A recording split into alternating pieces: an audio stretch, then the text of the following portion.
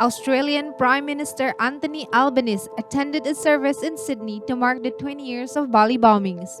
The tragic bombings on the Indonesian island of Bali killed 202 people, including 88 Australians. He joined the relatives of the victim at the event in the beachside suburb of Coogee to pay tribute to those who died when a car bomb was detonated outside the Sari Club on October 12, 2002, along with an almost simultaneous blast at nearby Spidey's pub. 20 years ago, the shockwaves from Bali reached our shores. 20 years ago, an act of malice and calculated depravity robbed the world of 202 lives, including 88 Australians. 20 years on, the ache does not dim. For most of us, what happened on that fateful night is beyond imagining.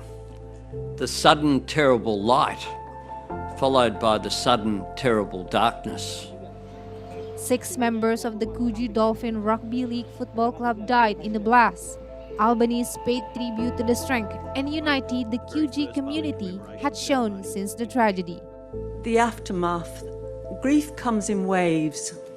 It's like the sea out here. Sometimes the waves are huge and they knock you under, they knock you over. You get up and they take you down again. Sometimes you get into calmer water and you think, the rhythm of my life is back again, and then the waves will come. Everyone deals with grief in different ways. It left me weak at the knees and needing silence. I existed but was not present for 2 years. The service was also held in an Australian consulate in Denpasar, Bali, as security was tight on Wednesday when mourners and officials attended a ceremony in the Indonesian island.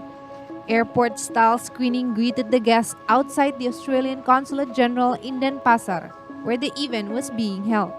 Inside, they gathered for the service to remember the 88 Australians who were killed during the bombings.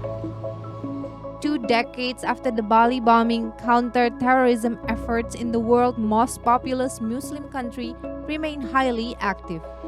According to data from the Center for Radicalism and Deradicalization Studies, more than 2,300 people have been arrested on terrorism charges in Indonesia.